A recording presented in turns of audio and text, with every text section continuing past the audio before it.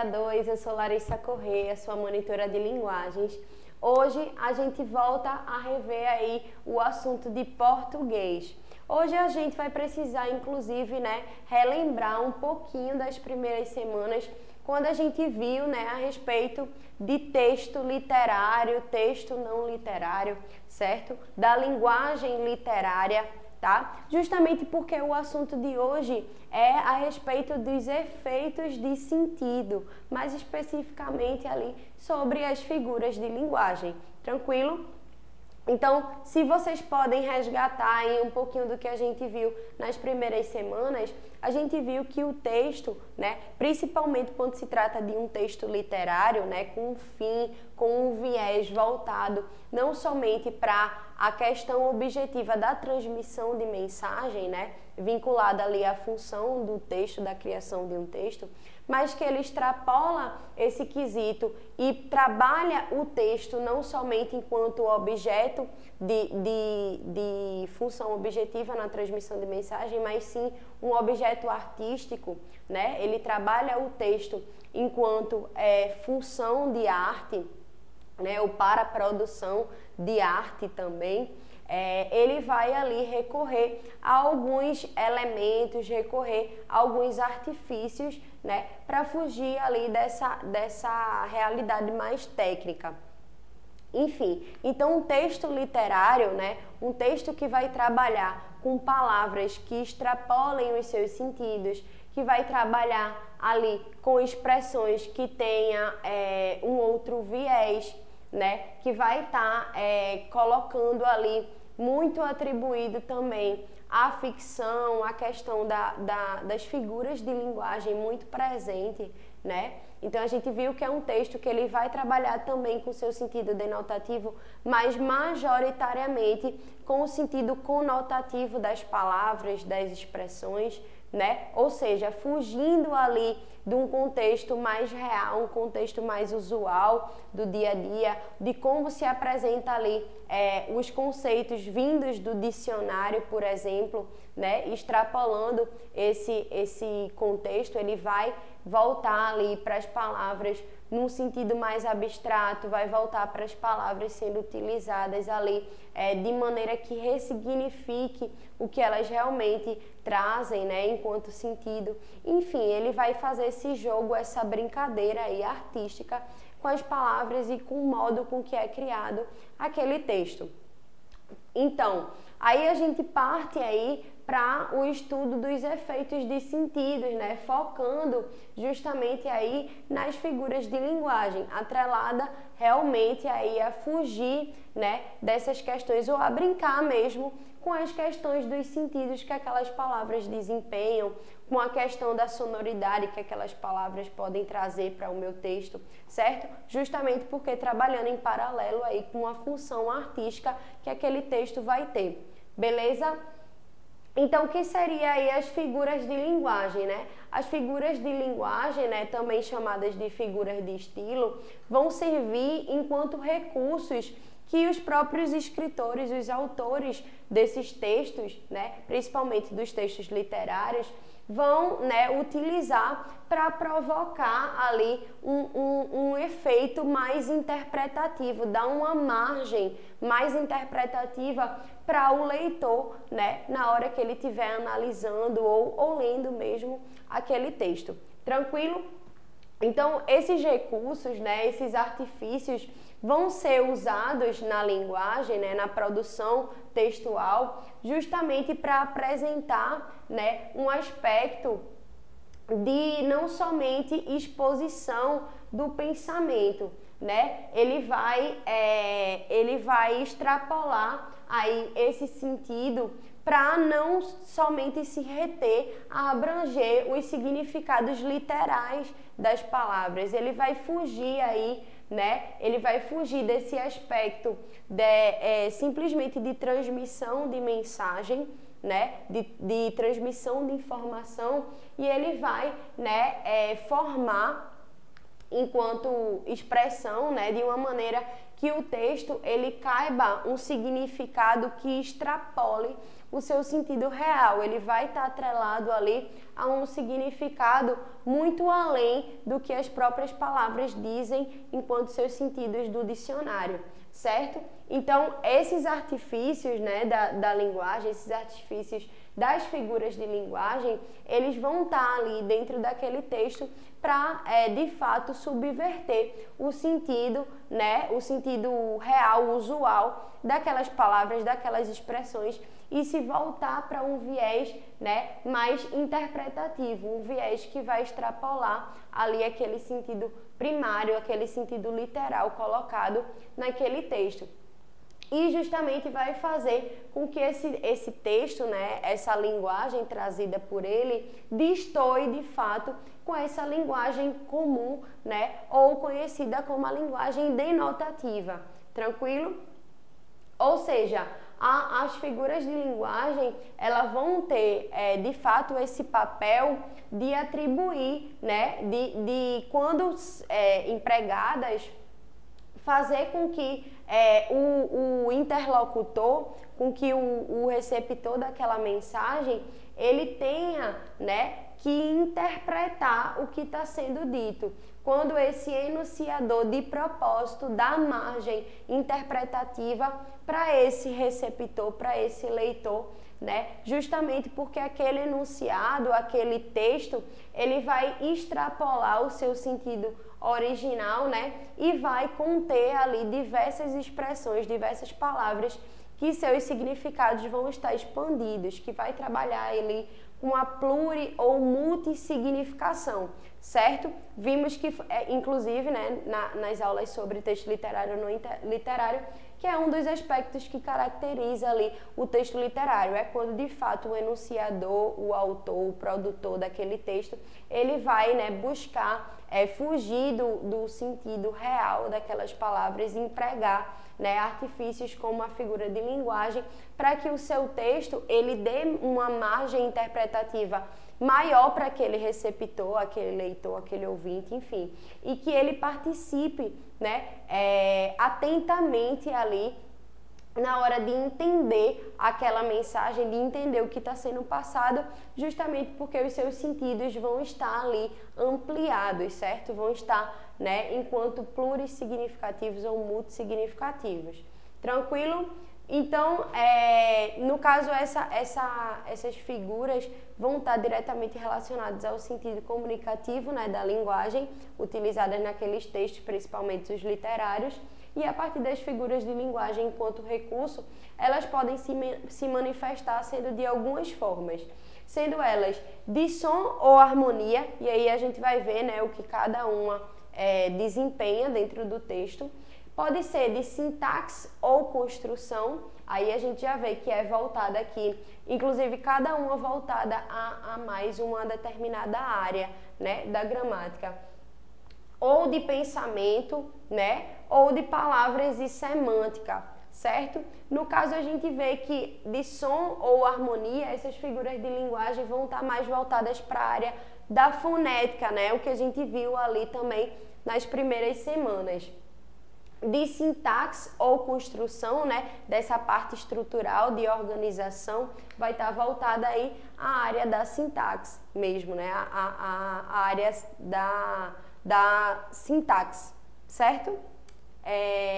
E aí, a de pensamento, assim também como a semântica, né, vão estar muito mais voltadas aí a uma questão de ideia, de conceito, de construção, de pensamento, vai estar aí voltada para a área da semântica, certo? Então aqui, fonética, sintática, né, ou sintaxe mesmo, e semântica, certo? No caso a gente viu, né, que a fonética é a respeito dos sons, então aqui as figuras de linguagem voltada a som e harmonia. A sintaxe ou a área da sintática, ela vai estar aí relacionada à questão de estrutura, de construção, de organização, e a área da semântica vai estar voltada aí para uma área de sentido, de conceito, de ideia, certo? Então, vamos lá. Essas figuras de som, né, assim como eu falei, né, vão estar relacionadas justamente às sonoridades das palavras. Ou seja, os efeitos a respeito do som mesmo que aquelas palavras podem trazer para aquele texto, certo? E aí, como exemplo, a aliteração, a paronomásia, a onomatopeia, a assonância são algumas das mais utilizadas, certo? Essa brincadeira aí com os sons ou com a harmonia ali sonora do meu texto. Tranquilo?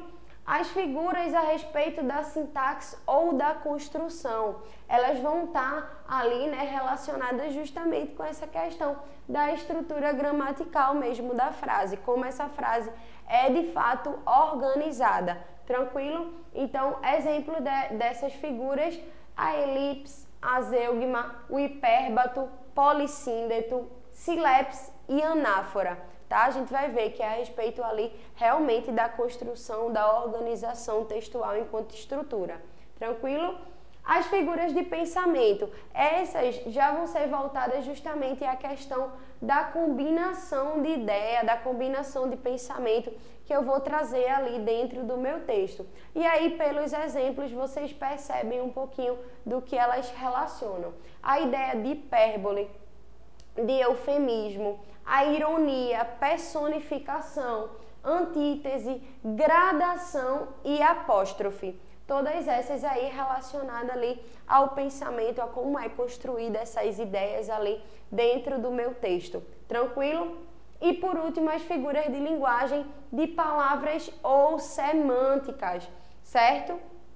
Justamente essas figuras, elas vão estar associadas a, de fato, a questão do significado próprio ali daquelas palavras, justamente a respeito da metáfora, comparação, metonímia, catacrese, perífrase, todas aí relacionadas ao sentido, ao significado puro ali que aquelas palavras têm, que vão ser utilizadas realmente fugindo ali um pouquinho, indo para um viés mais abstrato, relacionados aí à intenção do uso da figura de linguagem. Beleza? Então, como vocês podem ver, né, a respeito do som, né, ou da área da fonética, né, gramaticalmente falando, essas figuras que relacionam aí a sonoridade dentro do texto. Na área da sintática ou sintaxe, né, as figuras de linguagem que vão trazer sobre a construção, sobre a estrutura, a organização, né, desse texto. As figuras de pensamento, que é sobre ali as ideias e os conceitos que essas palavras vão estar relacionadas, né, dentro daquela produção. E as de semântica ou palavras, que é realmente a respeito do significado mesmo, certo?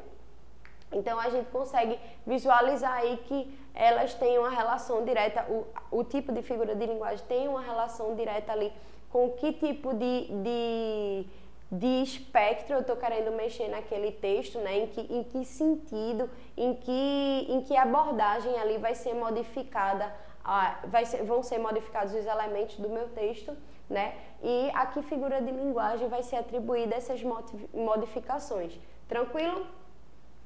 Então, vamos seguir aqui. A respeito das figuras de som ou harmonia, né? Começando por elas. Essas figuras de som ou harmonia, como eu falei, voltadas à sonoridade, né, das palavras, começando pela aliteração. E aí, geralmente, a gente confunde um pouquinho a aliteração ou a assonância, porque a gente vai ver que basicamente é o mesmo conceito, certo? Mas para elementos diferentes. Ou seja, na aliteração, ela vai ser essa repetição ordenada, certo? Ou seja, feita de maneira proposital pelo autor, justamente para trazer ali uma espécie de repetição, certo? Dos sons consonantais, ou seja, essa repetição ordenada, né, proposital pelo autor trazida, ela vai repetir as consoantes, certo? Sendo consoante a aliteração. Como, por exemplo, o rato roeu a roupa do rei de Roma. A gente vê, né, que o autor brinca aqui com o R, né, o tempo todo aí em cada palavra do seu texto. E aí, né, a gente vê que a repetição do R aí se trata da aliteração, tá? Então, é a aliteração do R.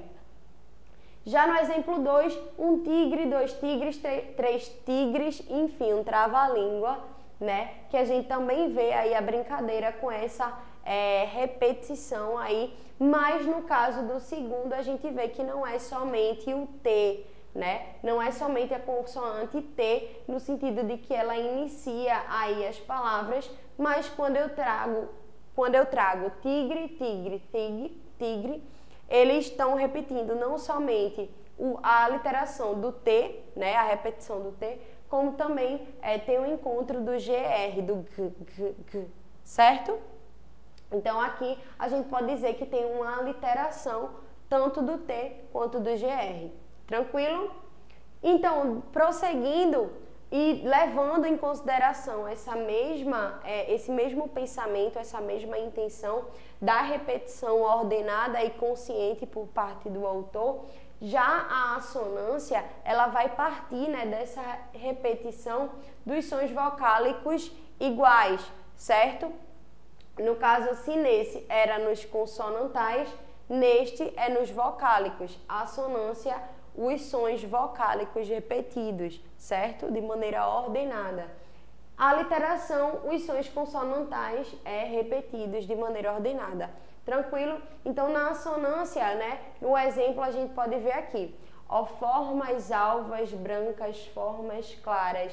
A gente vê que aqui também tem uma questão de aliteração, né, a repetição aí do F, mas na verdade, né, ele traz, inclusive é maior esse texto, ele traz aí uma determinada repetição, mas o que chama a atenção é de fato a assonância trazida pelo A, porque ele repete, ó, em todas, formas alvas, brancas, formas claras, muito A, né? Inclusive aqui, né, eu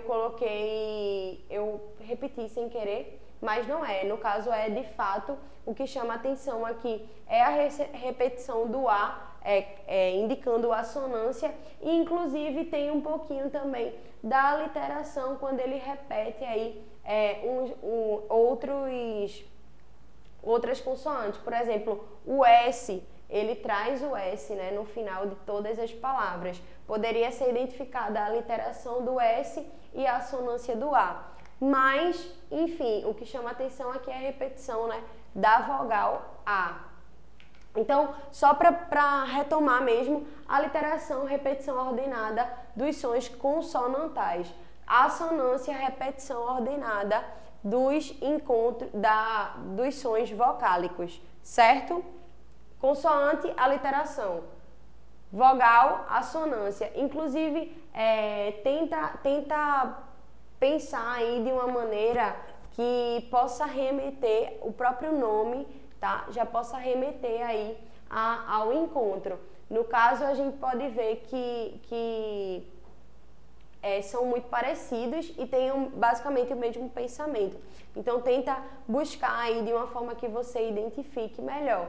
Não sei se de repente cedilha consoante, tá? Ou as das vogais, certo? Não sei, aí você busca aí de repente um tipo de dicasinha para que você não se confunda, porque cai bastante, certo? A literação e a assonância.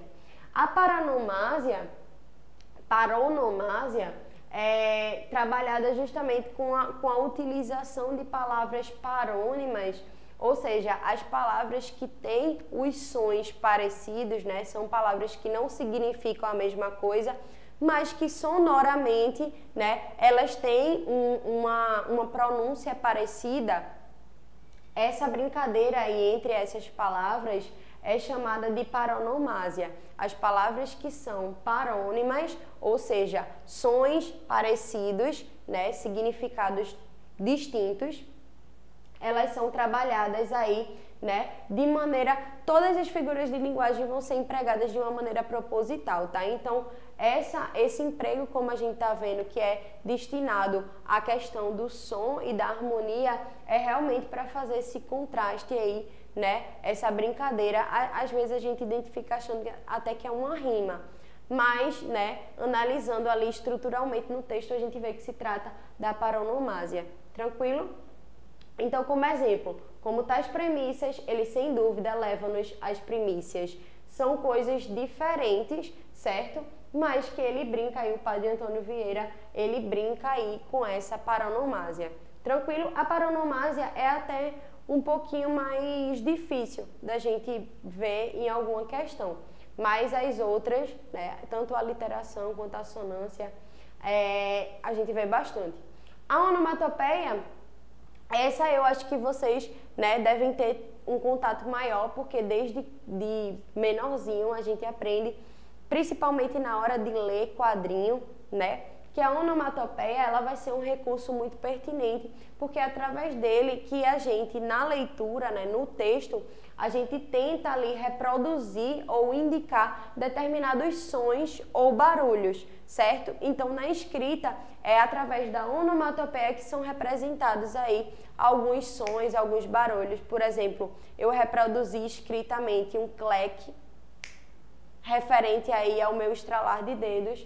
Isso aí é a respeito da onomatopeia, tá? E aí, né, não somente nas histórias em quadrinhos, mas aí a gente pode visualizar em outros tipos de texto, principalmente num momento mais descritivo, em que se está descrevendo alguma coisa ou querendo, de repente, criar uma imersão maior do leitor dentro daquela história. Tranquilo? E aí, como exemplo, no primeiro, derrubou o prato enquanto enxugava a louça. Crash. Ou seja, esse crash aqui é referente ao barulho do prato, né, caindo e se espatifando. No segundo, do berro que o gato deu, miau, aquela cantiga, né, que muitas vezes a gente cantou pequenininho. O miau aí é referente ao som que o gato emite. Então, até realmente os barulhos, os sons dos bichos, certo? Dos objetos, enfim, eles vão ser trazidos através da onomatopeia. O au-au, o miau, o mu, enfim, independente, é referente aí a som, a tentativa de reprodução do som, então tá ligada aí à onomatopeia. Tranquilo? Vamos embora. E aí, né, nesse segundo momento, voltados às figuras de sintaxe ou construção, beleza? Essas figuras de sintaxe ou construção, elas vão, né, justamente dizer respeito sobre a organização, sobre a estrutura gramatical daquela frase, certo? Então, propositalmente, tem aí algumas alterações estruturais para trazer determinado impacto. Tranquilo? Começando pela elipse. Essa também é muito importante, tá? Tanto a elipse quanto o zeugma é muito importante vocês terem familiaridade, porque são utilizadas bastante, certo? E aparece bastante também. A elipse, ela vai ser a omissão justamente de um termo, né, dentro de uma sentença, de modo que não vai ter nenhum prejuízo no sentido, justamente porque esse termo, ele vai já estar sendo, né, subentendido por todo o contexto trazido. Tranquilo? Então, é quando eu, de fato, eu omito um termo, eu retiro ali um termo, mas que isso não vai, né, modificar ali o sentido do meu texto, porque, né, tá omitido do que se trata. Tranquilo? Quando eu falo, por exemplo, na sala, apenas 4 ou 5 convidadas. E aí, né, a gente vê que falta o verbo haver, né? No caso, havia, quando eu digo assim, na sala, havia apenas 4 ou 5 convidados. Eu não preciso colocar ali o havia, porque eu entendo que se trata ali de quem estaria presente, certo? Então, eu omito aqui, no caso desse exemplo, o verbo, porque eu já sei do que se trata ali e não prejudica o sentido da minha frase. Tranquilo? A zeugma, já ela vai ser também, né, um tipo de elipse quando se trata ali na omissão de um termo, certo? Mas a zeugma, ela vai ser porque esse termo, né? Não só porque ele vai ficar subentendido pelo contexto, mas porque esse texto ele já vai ter aparecido anteriormente. Então, para que não fique repetitivo, né, para evitar essa repetição, a gente utiliza da zeugma para esconder ali, para retirar aquele termo. Tranquilo? A elipse é quando esse termo não necessariamente ele não apareceu, tá? Ele não apareceu, mas eu tô tirando porque não prejudica o meu sentido, tá? Pode ser, por exemplo, que eu já tenha usado muito uma palavra e aí eu omito e o próprio contexto ela vai mostrar que está subentendido. Ou quando eu tenho um verbo ali no sentido de haver, ou enfim, eu tenho um verbo que ele já dá a entender, né, pela construção da frase que está sendo utilizado ali e eu posso retirar sem nenhum prejuízo. Enfim, eu posso estar contando uma história e eu dizer, ou dando determinadas instruções e eu dizer, após isso, faça aquilo, depois disso, faça aquilo, depois disso, faça aquilo, e vai ter um momento que eu não vou precisar dizer que é depois, certo? Ali eu simplesmente retiro e eu posso ir indicando passo a passo, certo? Só para que vocês possam perceber como pode ser utilizado aí tanto a elipse quanto a zeugma. Já a zeugma é quando eu realmente já trato de alguma coisa, né? Eu já falo de alguma coisa, uso algum termo, e aí depois, para que não fique tão repetitivo, eu simplesmente omito ele e vai dar a entender que é sobre o que já tinha sido trazido, certo? Claro que tem que ser utilizado tanto, qualquer uma dessas figuras de linguagem tem que ser utilizada com determinado cuidado, certo? Para que não prejudique a construção, né? A coesão textual. E aí, no exemplo daqui da zeugma, ele vai bastante à praia, mas também às montanhas. No caso, se trata do verbo, certo? Aqui é a omissão do vai. Por quê? Porque eu já disse que ele vai bastante à praia, mas também vai às montanhas. Eu não precisava repetir aí novamente, nesse caso também o verbo, né? Já dava para entender que se tratava, que retomava ali a mesma ideia anterior, a mesma utilização ali do verbo ir. Tranquilo?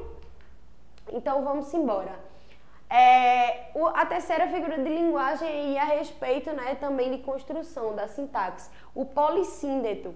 O polissíndeto, ele vai ser justamente, né, a repetição proposital da mesma conjunção, tá? Da mesma conjunção. Isso daí vai atribuir um determinado efeito estético, né, um efeito de estilo, tá?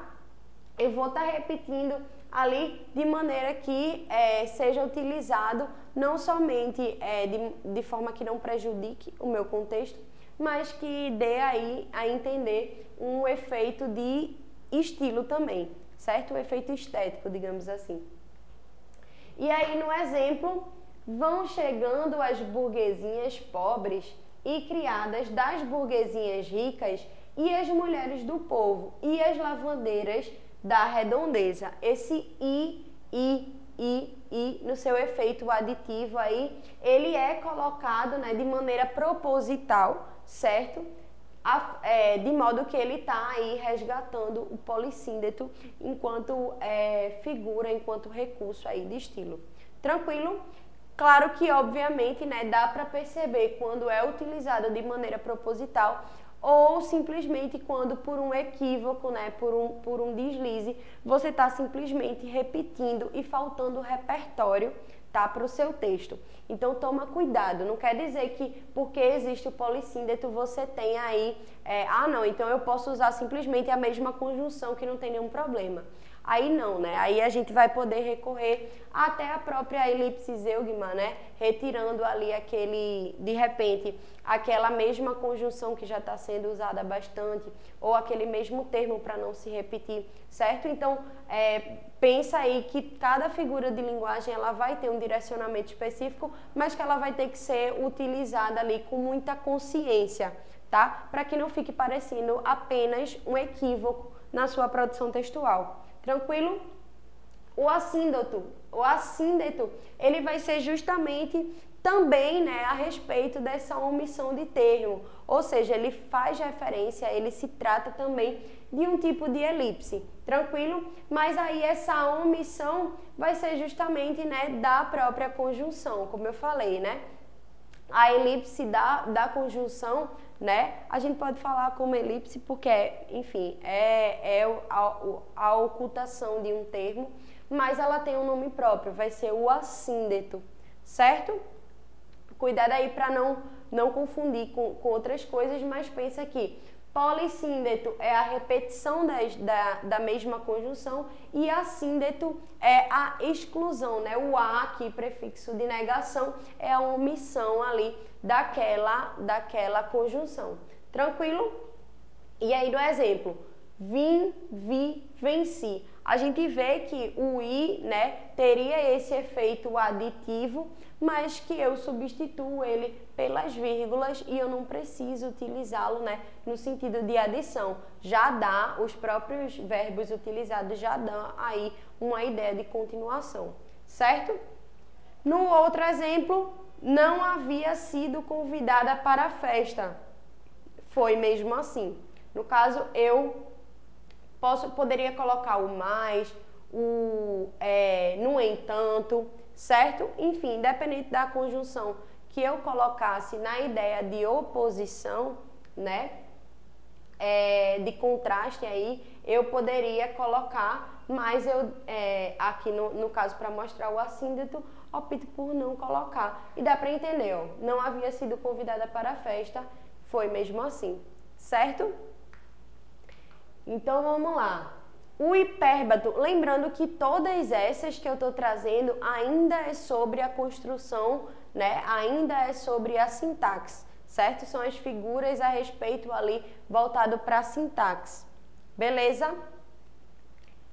Hipérbato, inversão proposital das palavras ou dos trechos nos enunciados como recurso estilístico. Ou seja, é quando eu vou inverter, né, as palavras ou determinadas construções frasais para trazer, né, um efeito a mais ali para a minha construção, certo? Quando eu digo aqui, ouviram do Ipiranga as margens plácidas de um povo heróico, o brado retumbante, eu poderia ter dito, as margens do rio Ipiranga ouviram-se, né, ouviu-se o brado retumbante daquele povo heróico, certo? Eu poderia colocar tanto na ordem direta quanto na ordem indireta, tá? E aí o hipérbato é referente justamente a essa troca ali da ordem direta das frases, certo? Geralmente a ordem direta é sujeito, certo? Primeiro, e aí o restante da frase, né? O predicado vindo seguido, mas aí nesse caso a gente vê que é modificado esse efeito. A silepse. A silepse, inclusive, parece uma onomatopeia, né? Por exemplo, silepse. Uma palmada sem querer, enfim. Ou uma batida em algum lugar, né? Parece uma onomatopeia, mas não é. Se trata de uma figura de sintaxe de construção também, certo? Uma figura da linguagem. E aí ela vai ocorrer justamente quando a concordância, né, vai ser feita com a ideia que as palavras expressam, certo? E não com a forma gramatical que ela vai aparecer ali. E aí é um pouquinho complexo talvez, mas vocês vão entender. E ela pode aparecer de três modos. Ela pode ser a respeito do número, do gênero ou da pessoa, certo? E aí a gente vai prestar atenção direitinho. Essa silepse, por ser a concordância com a ideia, né?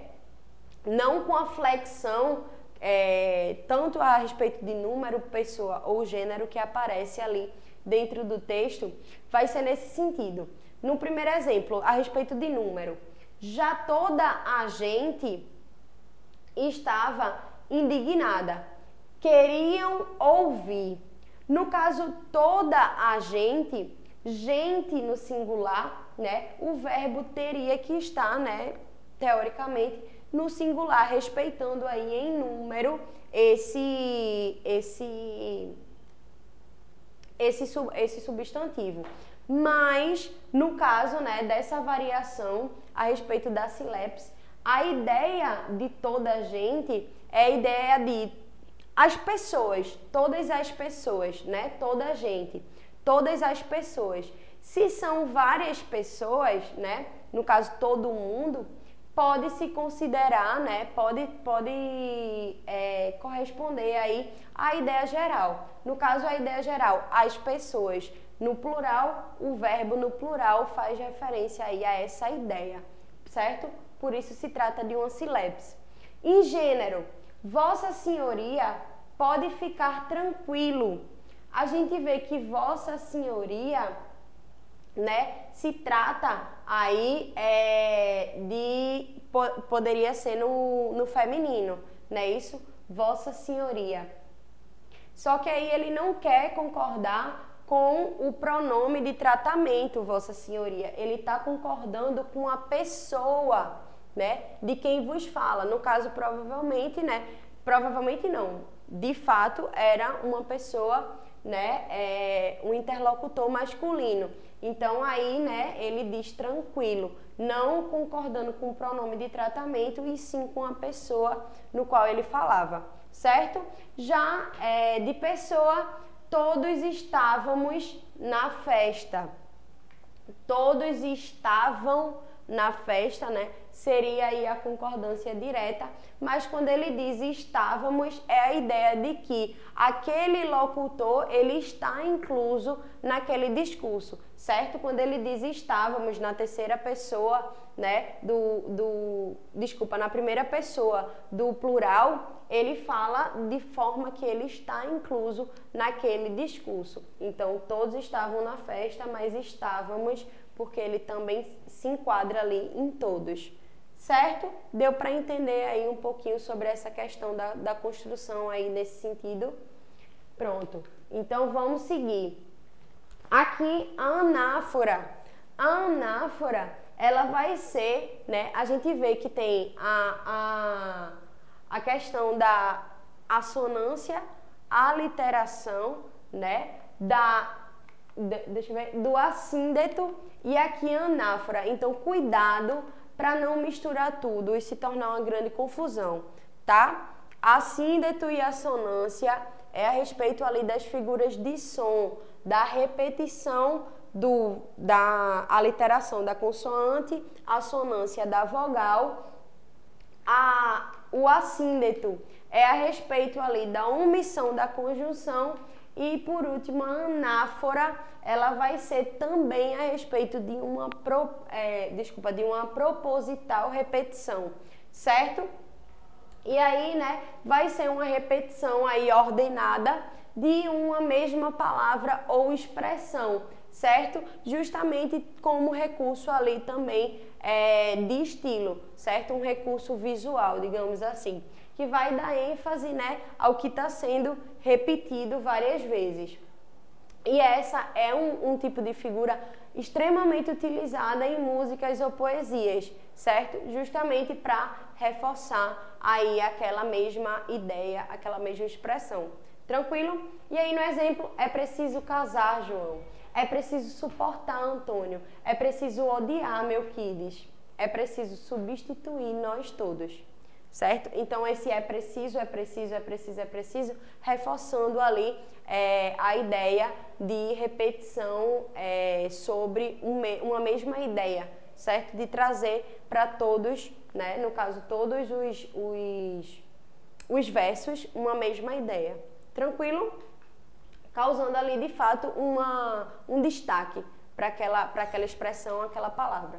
Figuras de pensamento. Essas vão trabalhar justamente na combinação entre ideias e pensamentos.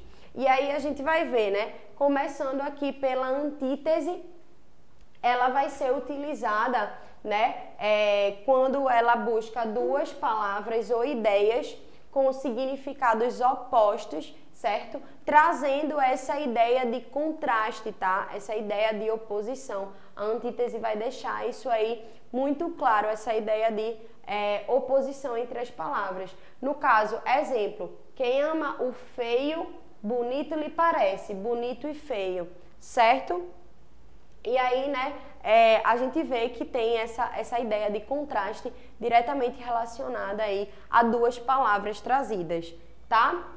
A ironia vai ser expressa justamente quando eu dou uma ideia, né, dentro da minha escrita, querendo justamente dizer o contrário. E aí, como é que eu posso identificar quando se tem uma ironia ou não? Aí você vai ter que relacionar ali por um contexto, né, ao que o autor já vem trazendo no seu texto, já vem trazendo no seu texto. Se aquela informação, aquela expressão destoa muito, aquela ideia vai de encontro ao que ele estava falando e soa, inclusive, de uma forma cômica ou crítica, isso se trata de uma ironia, certo? Então, é muito utilizada aí, principalmente em charge, tirinhas, né, cartoons de fato, para causar aí uma espécie de crítica ou um humor ácido, certo? Que destoa ali do real significado do que está trazendo escrito, certo? E aí no exemplo, não para de chover, que ótima ideia vir para a praia. No caso, se eu falo de chuva, como pode, né, ser uma boa ideia ir à praia? Então contém aí uma ironia, certo? Tem o eufemismo, que ocorre justamente quando se trata, né, da expressão para atenuar uma ideia, ou seja, para suavizar uma ideia, eu vou utilizar o eufemismo para meio que velar o que eu estou querendo dizer de fato. Pode ser porque aquilo seja agressivo, desagradável ou desconfortável, tá? Então eu dou uma certa amenizada ali no que está sendo dito. Por exemplo, ele estava muito doente e acabou batendo as botas. No caso, né, diretamente eu queria falar que ele morreu, que ele faleceu, mas aí eu uso a expressão bateu as botas, pendurou as chuteiras, geralmente, né, é relacionado aí a essa ideia para tentar suavizar de alguma forma. Beleza? A hipérbole é justamente o uso intencional de uma expressão que vai, né, ampliar ou exagerar, né, o sentido daquela palavra, certo? Querer, de fato, colocar de uma forma extremamente exagerada uma ideia, ok? E aí no exemplo, que demora, estou lhe esperando há séculos. Ninguém fica há séculos nem vivo, né? Quanto mais esperando. Então é de fato para intensificar ali o sentido, né, daquela expressão, daquele termo usado. E a personificação ocorre quando é atribuído características humanas a objetos, né? Enfim, aquilo que não é humano, certo? No caso, eu posso atribuir a objetos ou a sentimentos, ou enfim, tudo que não é humano eu posso atribuir alguma característica ali que humanifique, certo? E aí isso é trazido enquanto personificação nas figuras de linguagem. No exemplo, eu podia ver o cansaço rastejando-se no chão e vindo em minha direção. O cansaço, ele não é material, então impossível que ele rastejasse, né, indo de encontro, mas, né, é utilizada aí a personificação para dar aí uma determinada ideia sobre aquele sentimento. E aí, para finalizar aqui, a gradação e a apóstrofe, certo? Enquanto figuras de linguagem, acredito que depois a gente continua sobre esse assunto, mas aí finalizando, a gradação se trata, né, quando se utiliza uma sequência de palavras para intensificar uma ideia, no sentido de continuidade, certo? É uma intensificação de maneira gradativa, o próprio nome já diz, né? Gradação. E aí quando eu digo estava muito frio, congelando, uma temperatura glacial. Primeiro estava só frio, congelando, né? E no final das contas, uma temperatura glacial já é o congelado, certo? Então é uma ideia aí, são ideias que conversam, mas que vão sendo intensificadas pouco a pouco, de maneira gradativa, certo? E por último, apóstrofe, a interrupção da frase para interpelar ou invocar. Por exemplo, ó Leonor, não caias. É quando eu intimo. Lembra ali do recurso fático, né? Da linguagem, quando eu estabeleço um canal, quando eu falo com alguém diretamente. Pronto, ou quando eu clamo a alguém, né? Eu vou invocar ou interpelar de maneira, né? Causando ali uma interrupção na frase, certo? Então, esses foram aí os efeitos de sintaxe ou construção. Acho que nossa aula já tá finalizando, né? Mas aí a gente deixa esse restante para a próxima aula. No caso, vendo aqui as figuras a respeito das palavras e semânticas, né? O último tópico. E depois a gente vai ver mais exercícios e vai trabalhar um pouquinho mais nisso. Tranquilo? Aí fica faltando só o tópico das palavras e das semânticas, a gente relembrando, né? Viu hoje sobre as figuras de som, as principais figuras de som, cadê? Pronto, as principais figuras de som ou harmonia, se tratando da aliteração, paronomásia, onomatopeia, assonância. A gente viu das figuras de sintaxe ou construção, que se trata, né, da elipse, zeugma, hipérbato, polissíndeto, síleps e anáfora. A gente viu também o assíndeto, né? Que é justamente quando é o contrário do polissíndeto. A gente viu as figuras de pensamento, né? Justamente a respeito da hipérbole, eufemismo, ironia, personificação, antítese, gradação e apóstrofe. E só ficou faltando o último tópico, né? Que são as figuras de linguagem aí a respeito das palavras ou da semântica, que aí a gente vai ver direitinho, metáfora, comparação, metonímia, catacrese e perífrase. Inclusive, abrindo aqui um parênteses, né, que a gente viu, deixa eu adiantar aqui, a gente viu o que significa a antítese, mas a gente não viu o que significa o paradoxo. Certo? E aí, como são muito parecidas as figuras de pensamento de antítese e paradoxo, a antítese é quando a gente traz, né, simplesmente a ideia de oposição entre dois termos, né, dentro de uma mesma ideia, enfim. Mas que o paradoxo, ele vai resgatar essa mesma questão aí de trazer duas ideias em oposição, mas é essencial, né, imprescindível para acontecer o paradoxo, essas ideias elas têm que se contradizer, certo? Eu tenho que dizer uma coisa e me contradizer realmente na fala da outra. Por exemplo, que guerra pacífica, certo? Que silêncio gritante, certo? Enfim, a gente vê que são dois termos que têm ideias opostas, né, de oposição, aí, de contraste, mas que um, de fato, anula o outro ou contradiz o outro, certo? E aí é o que acontece no paradoxo. A antítese é somente, né, a questão da oposição das ideias entre os termos. Tranquilo?